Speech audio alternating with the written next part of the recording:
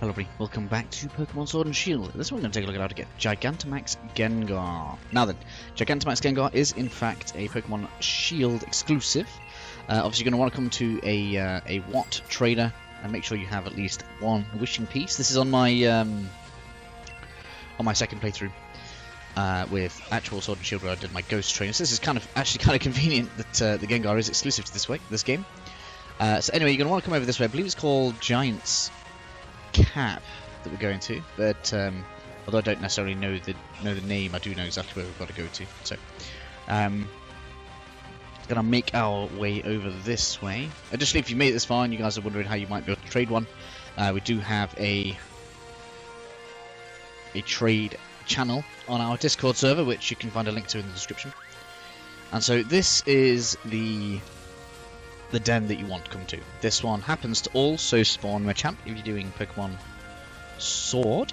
So once you get here, you are going to want to face this as best you can. The more you face it, it's going to save you a few extra seconds.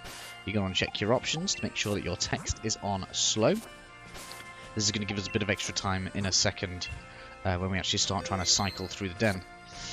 So what we want to do, we want to press on to the den. We're going to put a wishing piece in. So I'll take a second here to explain what we're about to do. We're going to press yes. We're going to immediately press the home button. I'll keep an eye out to see whether or not this is a red or a purple beam, like so.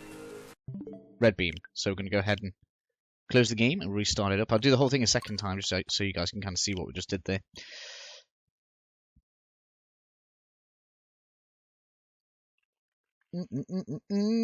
Come on.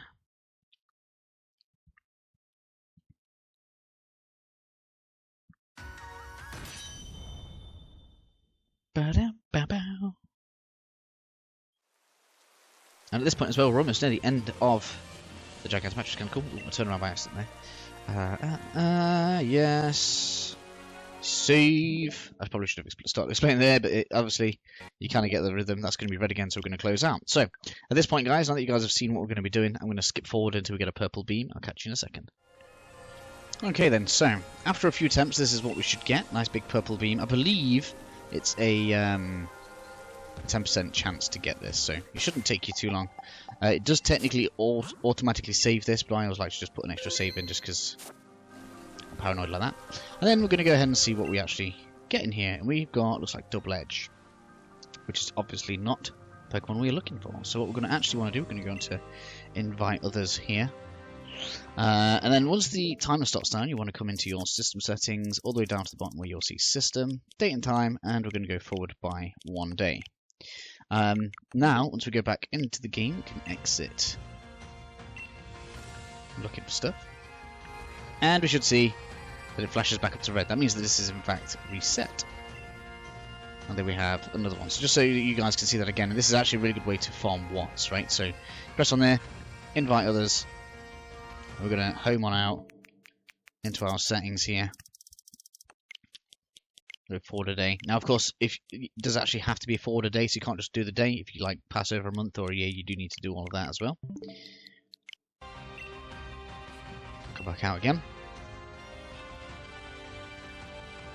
And then it resets. Now, this is normally the longest part. Depending on the rarity it decides to put on the Pokemon, this can actually take quite a few tries. I'd say on average it takes about half an hour to get a 5-star rare spawn on these, but it can take quite a while. So I'm going to skip forward until that happens for me, and then we'll catch ourselves the Gengar. Okay then, so as predicted, we are 29 minutes later. This did take a while. This is the strange looking Gengar shape that we've been looking for. I'm sorry if you guys can hear me knocking the wire around. It's kind of catching my top. Now for this, I'm bringing in Bioshock because it's Steel and Dark type, which is going to make it immune to poison and resistant to ghost damage. It's not the highest level, so we'll see how this does. I'm going to go in on single player, but I do recommend saving before you go into the battle and then going online, just because it'll make it a lot easier. I often find that the computer or the CPU guys aren't as aggressive as I'd usually like them to be. And so it can be a little bit more of a struggle. Obviously, I'm going to give it one go here in front of you guys, see whether or not we can catch it first time. If not, then I'll catch it at my own time, and you guys will just see the battle and what we have to deal with with Gengar here. I am expecting it to be quite strong. Gengar has always been a beast. You are going to want to Dynamax immediately. Basically, if you try to save it for later, what you'll find is it kind of decharges itself if you don't use it straight away, and then you have to wait for it to recharge again. I'm just don't know. I don't feel like it's worth it. I feel like you might as well just use it straight away.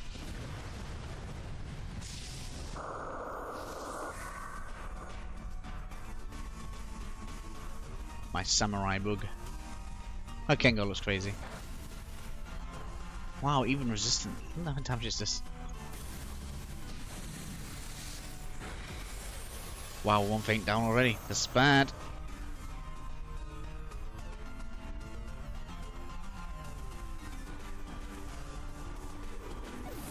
So we only get 4 faints. If Pokemon faint 4 times, then we're going to get kicked out of the battle. And I'll have to do it my own time. Of course, Gengar is going to be incredibly fast. And it's going to have ridiculously high special attack. So I imagine bringing something in that's got high special defense is probably going to be helpful for you as well. We've got shields.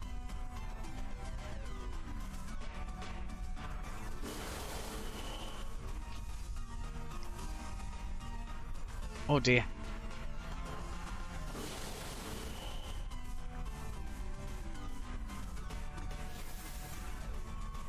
No! No!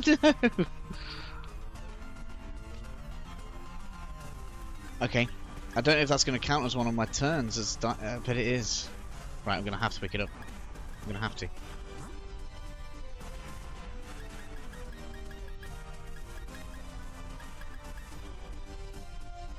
I only have 4 restores, I guess I'll have to do. And hope I actually get to have an attack in the next one. This is going to be tough.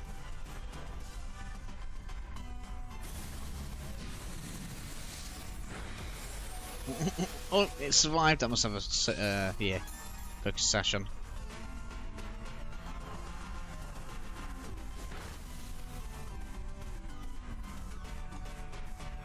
Did you tackle?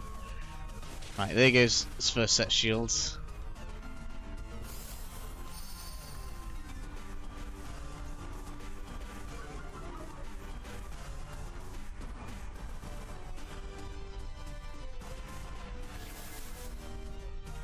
It's fine. No one cares about Magikarp.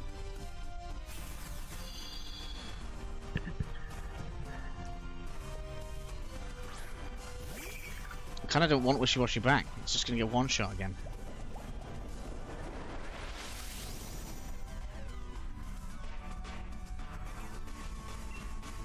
No, I don't. What am I going in there for? Right.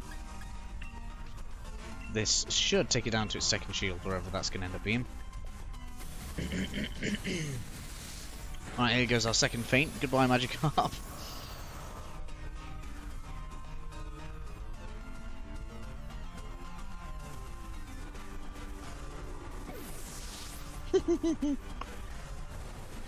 There's 2 feints down. That's not good.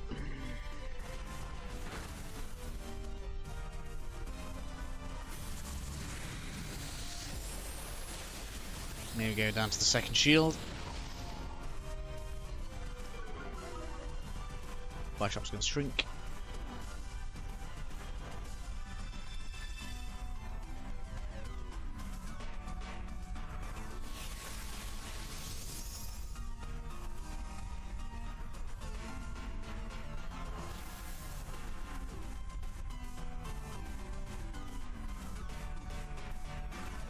What?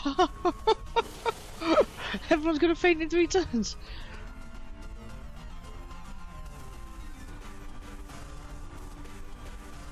Oh my god.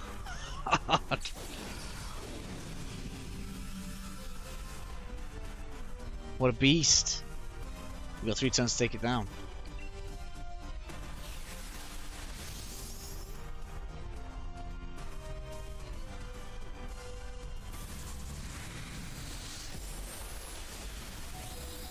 Oh, it survived. Thank God. Must be a focus sash. No, it didn't. It just did survive. That's kind of good. Right, we just need to wreck its shields and hopefully we can... Oh, yes! He affected its stats. It's going to hurt you even more. What? There goes the Delmies. 2 faints? 3 faints. Alright, if any other Pokemon goes down, we lose.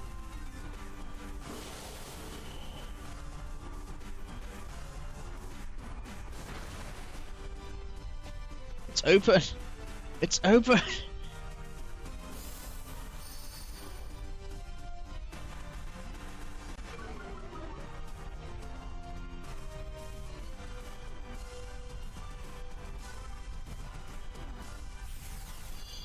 Oh no, nobody wants that. No!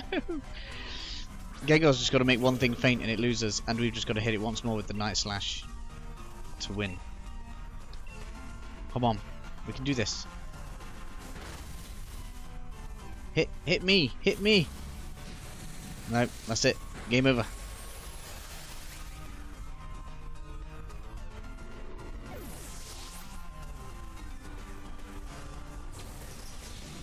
Okay, so out we get kicked. So you guys can see this guy's pretty tough. So I do recommend definitely bringing along players for this, which is exactly what I'm going to do now. Hopefully this was helpful for you guys, and I'll catch you all in the next episode. See you then.